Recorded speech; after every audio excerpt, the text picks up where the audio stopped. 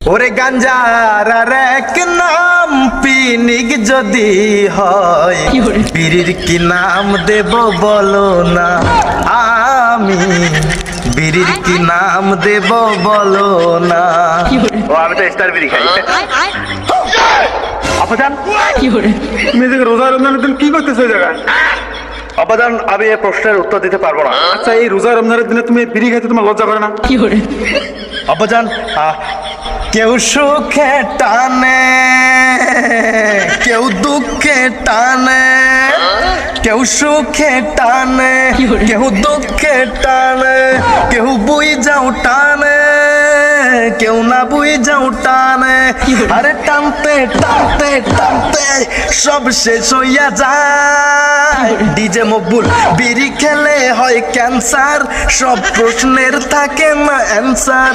আরে বিড়ি খেলে হয় ক্যান্সার, সব প্রশ্নের থাকে না অ্যান্সার। আবার যখন মাথাটা চক্কর দিল কেন? আমি তখন খাইনি। ও তুমি এত সুন্দর একটা দামড়া বলা হয়, তুমি এই বিড়ি খাও রোজা রমজান দিনে? দামরা বলা বললেন, অপমানিত হলাম, কিন্তু সুন্দর বলার কারণে প্রশংসনীয় একটি প্রবাদ বাক্য আমাকে মুগ্ধ করেছে। আব্বাজান আসসালামু আলাইকুম। সে আমার লজ্জা লাগতেছে, তুমি আমার সওয়াল। আচ্ছা, তোমার যে আজ থেকে কত বছর আগে তোমার রোজা ফরজ হয়েছে, তুমি কি জানো এটা? বাজানো ও আমার আব্বাজান, আপনি এটা কেমন কথা বললেন?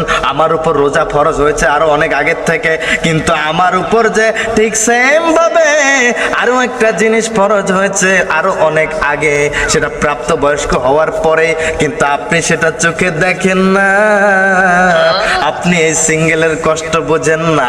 আব্বাজান অলরেডি মনে হয় আন্দাজ করতে পেরেছেন আমি কি বোঝাচ্ছি। আমার উপর যে এই রোজার মতো করে বিয়েটাও ফরজ হয়ে গেছে রে বাবা। আপনি এ নিয়ে কোনো কথা নাই, ব্যথা নাই, মাথা ব্যথা নাই, আপনি বলেন না কিছু। আব্বাজান আপনি রোজা নিয়ে যেমন করে যুক্তি দিয়ে কথা বললেন, ঠিক সেম ভাবে যদি আমার বিয়েটা নিয়ে কথা বলতেন রে বাবা, তাহলে আমি আজকে আপনার ছেলে হিসাবে নিজেকে প্রেগনেন্ট ফিল করতাম, গর্বিত ফিল করতাম। গভীর রজনীতে যখন সবাই সেহরি খাওয়ার জন্য ওঠে রে বাবা, তখন আমার ঘুম ভাঙে না। আমার ঘুম যেন আস্তে পৃষ্ঠে জড়িয়ে ধরে, চোখে মুখে ঘুমের ছাপ। এখন প্রশ্ন করবেন কেন? কারণ আমাকে ডাকার মতো মানুষ নাই। মধুর সুরে যদি একবার কেউ ডেকে বলতো, ওগো স্বামী যান, একবার আপনি উঠে যান, রোজা রাখার জন্য আপনি সেহরি খেয়ে নেন, আমার হাতের সুন্দর সুন্দর রান্না আপনি খেয়ে করে দিবেন কান্না। হ্যাঁ, এটা বলার মতো কেউ নাই। আর আমার এই কষ্টটা আপনি না দেখে আপনি রোজা নিয়ে টানাটানি করছেন রে বাবা। আমি নিজেও জানি মুসলমানের ঘরের সন্তান হিসেবে আমার রোজা নামাজ ফরজ হয়ে গেছে, কিন্তু বিয়ে করাটাও যে ফরজ হয়ে গেছে প্রাপ্ত বয়স্ক হওয়ার পর, সেটা আপনি বাবা হিসেবে দেখেন না। তাই আমি একটা কথাই বলতে চাই, আমাকে এইসব জ্ঞান খবরদার দিতে আসবেন না। কেন যে মসজিদের মাকে প্রতিদিন ডাকাডাকি করে, আমি তোমাকে ডাকি, তোমার আম্মা তোমাকে ডাকে, এটা তোমার হয় না? তোমাকে বউ লাগবে, বউ ছাড়া কি রোজা রাখা যায় না? যায় না, যায় না, যায় না, যায় না, যায় না রে আব্বা জান, যায় না। রোজা তো রাখাই যায়, কিন্তু একটু কষ্ট হয়ে যায় আমার জন্য।